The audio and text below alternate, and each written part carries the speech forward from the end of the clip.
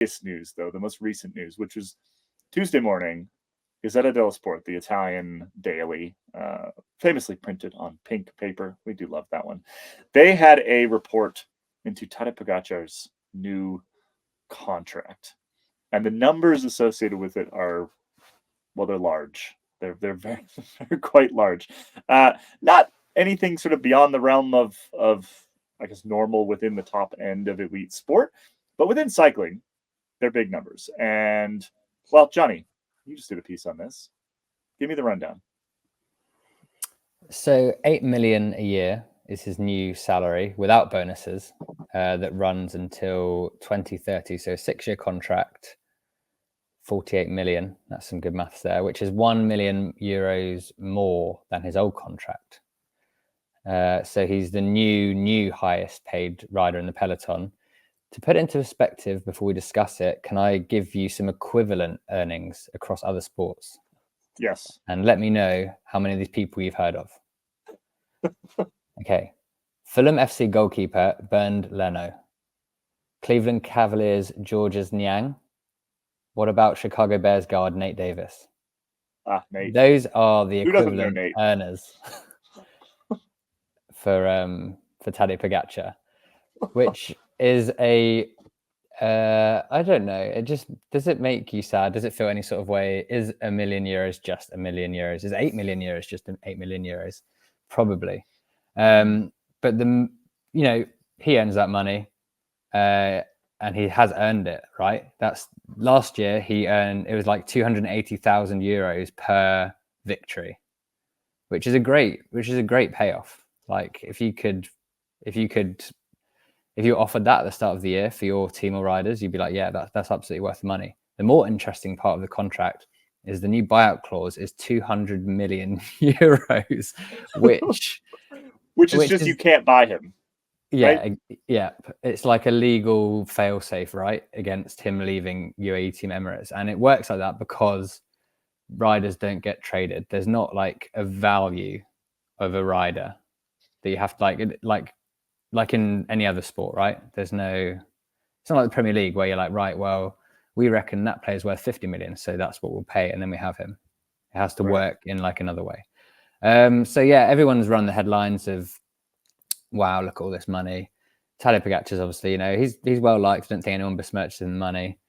For UAE, for their GDP, it's 1/46,000th of their GDP. I'm coming into this podcast sort of like the tank nearly empty because I've just done a lot of addition and sums. But yeah, I mean, it is what it is. Like, he's the best rider by far. He's now earning double what any other of the big five are earning, pretty much. And he's probably worth it. You'd probably rather have a Pogacar than a Van der Poel and a Remco, or a Van der Poel and a Vingegaard. That would actually be a fun game to play. How many other riders would you need to trade before you would trade? Well, you guys would take like 6 to 8 Sepp Kusses over one Tadej Pogacar, and maybe I would too. Actually, Tadej's never won the Vuelta. Sepp has, so to me, it's a clear. Yeah, what is he? Is he 2 million a year? 1.5 to 2, probably. Sepp, probably in that range. He just did I think he just re-upped his contract last year, right after the Vuelta, I believe. Okay, so even 4 to 5, I'd still probably take. Yeah, 4 to 5 Sepp Kusses for a Tadej. Yeah. Well, let's talk a little bit about. I mean, they're just big numbers, right? And like the 200 million number in particular is just sort of a big kind of FU number. It's a real number. I mean, that puts him at roughly the same buyout figure as like Kylian Mbappe, right? Who's maybe the best soccer football player on the planet in a sport that is worth 1,000 times more than pro cycling. So it's a big irrelevant number.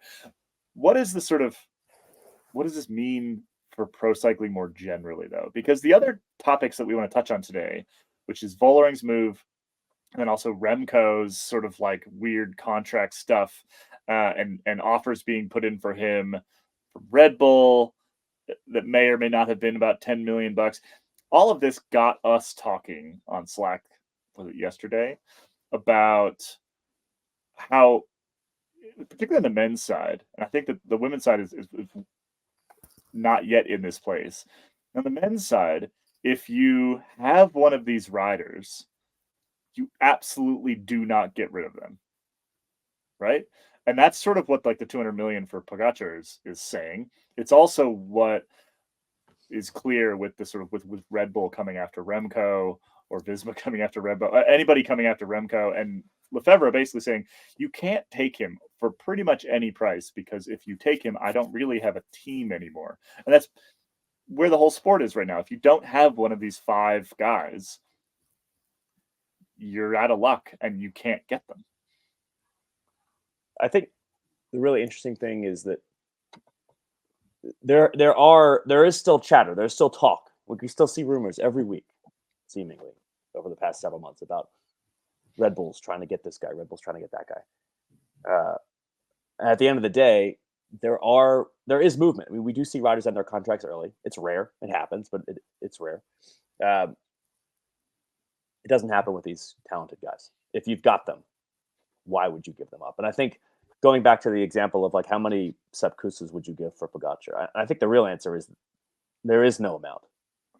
I mean, like the joke answer is that Caley and I would love a Durango, But I think the real answer for like any world tour, feel like 100. I honestly think the answer is enough of them that you constitute the entire peloton and run several teams, and that way you can actually prevent Pogačar from winning, maybe. But otherwise, you're not going to prevent Pogačar from winning. So there's no real logical answer to how many you're going to give up, or how many not give up, how many you're going to accept to trade away your Pogačar, or even your Jonas Vingegaard or Van der Poel. And then there's this sort of a cliff. There's like a tier where, like, after that point, then maybe you do become available for a hypothetical amount. And it's interesting trying to figure out which riders are never going to be, poached because the teams are never going to agree to let them go. Pogačar, Van der Poel. And then which ones are like, okay, yeah, but maybe for a substantial sum, I'd let that rider go. And I think there are some of those out there. It just kind of locks up the market in a really weird way, though, right? Because these riders, you've got Wout van Aert on a lifetime contract. You've got Tadej Pogačar on a 6-year contract with a $200 million buyout. You've got Remco, who is apparently turning down $10 million. It sounds like that's maybe not actually accurate. Turning down $10 million from Red Bull, mostly probably because he has to, because Lefebvre won't let him go. So like, we have these teams, and they're I think it gives more power to those riders, right? Because it allows that the team basically it's theirs then, right? UAE is Pogačar's, and Alpecin is Van der Poel's, and Quickstep is basically Remco's team at this point. And they have to build around them, because if you get rid of that rider, you let that rider go, there's not another one available. So then you're just resigning yourself to fighting for scraps at that point within the sport these days. It's a function of the results, but it's really changing the way I think that teams have to put themselves together. And if you don't have one of those 5 riders, what on earth are you supposed to do, right? Well, yeah, because these big victories in the past couple of years have become supremely concentrated amongst these riders, and also the teams with these riders on. So like, even if you look at Van der Poel, Alpecin, De Koning, like, you've had Jasper Philipsen pop up with a number of big victories. So then that sort of plays into that as well. You basically have the haves and the have-nots, right? And that increases the value of these riders who are actually able to win the big bike races. And it's not the case of like Pogačar now sets like a new market, is how you describe it sometimes in other bull sports, where sort of rising tides, is it rising tides raise all boats? Yeah, I think that's the analogy. Where then, you set a new minimum of what the next guy through is going to get, because it's way more black and white. It's like you either can win or you can't. It's not like, oh no, this is just what a wide receiver earns now. I think, the other sport analogy is a good one, because in the NFL, you often see, insert quarterback of the moment here signs a contract that is the biggest ever. And then the very next year, another athlete does that. That happens quite frequently. And part of it is because that athlete wants to match or beat that other one. Like, it's part of the whole deal. It's like, oh, I want to be paid a little bit more than that other guy. But in cycling, you can't just go out and get that next big talent, because it feels like it is so concentrated, and it's more concentrated now. I think we should focus on this. It's more concentrated now than certainly has been since I've covered the sport. Like, yes, there was a pretty across the board domination of the Tour de France, and kind of has been in place for quite a while to a very select number of riders. Like the Froome years were very obviously concentrated in one rider. But one-day races and the other Grand Tours as well, like Van der Poel and Pogačar and Evenepoel win basically all of them, at least at the highest level. And then there's like a handful of teams that are like just below the surface that are close. And then there's like a bunch of teams that have just no chance. And then what are they supposed to do? Like, at least if you're, I'm thinking of like Lidl Trek, for example, like they had a great season. At least they're close, and you can see like Mess Peterson challenging maybe. Or there's like a couple of other teams where like, all right, you could maybe try to build your team, make it interesting for the rest of us, so that Van der Poel doesn't always win, maybe. But then, like, what do you do if you're Decathlon? You know, and Decathlon's got exciting riders, but they're not going to win they're not going to win monuments at the rate, anywhere near the rate that the Van der Poels and Pogacars are doing it. And it's like, well, how do they compete? And I think the answer is right now they don't, because as you said, like, teams aren't getting rid of these riders. It's sort of, Caley, we talked about this in Slack. To me, it reminds me of what people call the lock-in effect here in the United States, and assumedly other real estate markets where rates are similar, where anybody who bought a house when real estate or when mortgage rates are really low, they don't want to sell their house because they like to stay locked in with that rate. And so it just became a real like millennial mid-30s conversation podcast. It is, yeah. But that means that the inventory is very low, because why would you want to give up your house with your great rate? Or in cycling terms, why would you give up your Pogačar? What would ever convince you to give up Tadej Pogačar? I really want to 200 million, but that's like a joke number. Nobody's going to come up with that money. Yeah, Pogačar has like lovely high ceilings, loads of period features, great transport accessibility as well. You know, Monaco is right there, right in the middle of everything. I think we should keep talking real estate and rates and all sorts of fun things. Actually, I want to pull you in here, because the exact opposite thing just happened in the women's peloton. Right? We've got Demi Vollering moving from sort of the premier team to another quite good team, but still making a move, which is basically what we're saying is almost impossible or not happening in the sort of current iteration of the men's peloton. Let's talk a little bit more about that move. It's a week on from that formal announcement, but it was kind of bubbling away for a while previously. Do we know anything else about how that kind of came together and the motivations and why, and how that's kind of filtering out to the rest of the transfer market as well?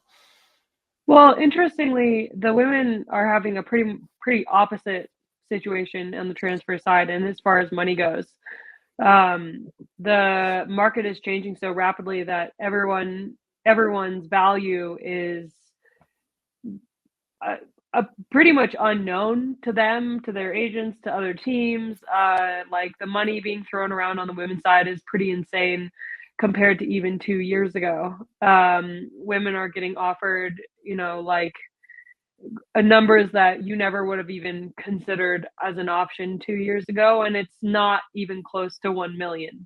So it's a pretty crazy environment on the women's side, and part of that is why Vollering was motivated to move teams. Part of it was the kind of chaos that was SC Works Pro Time this year. We've talked about it a ton on the Wheel Talk podcast, and you guys have talked about it as well, just how unprofessional the team has seemed at times, especially, at the tour with the crash gate and the spring classics as well, and the dynamic between Kopecky and Vollering. And it all started in March when Danny Stam, her team manager, announced mid race that she would be leaving the team at the end of the year. And a lot of teams would have been interested in her at that moment. She's the top GC rider in the world at the moment, and already last year as well. So as soon as she was on the market, a ton of teams would have wanted to pick her up. Like Lidl Trek is a team that would probably love to win the Tour de France and hasn't had any success there so far as a team. UAE with $1 million, right? That UAE, popped up at some there was a point. rumor about UAE team ADQ with $1 million offer that turned out to be fully fabricated in the media. Love a good which was fabricated $1 million. Yeah, another good really agent. interesting little situation that Yeah, happened. that is a good agent. Well, and then I guess the other kind of angle here, and this is what I've wondered about, and I have a theory on, or a suspicion about, is that the tie to Specialized is quite important with the Vollering move, right? And I have wondered, and I don't think this is confirmed anywhere, whether Specialized is going over to FDJ, because, and this is just a bit of me connecting some dots that may or may not actually be connected. A certain person who works at Specialized, who I follow on Instagram, and who wouldn't normally be posting about Demi Vollering, reposted the Demi Vollering signing for FDJ thing on Instagram, and anyway, just got me wondering, because that would make sense, right? Like, let's just work off the assumption that Specialized is headed over to FDJ. That they're probably paying a significant portion of her salary, I would imagine. That's pretty common practice, particularly for Specialized. I mean, we could rattle off a whole bunch of riders over the years that's been true for, right?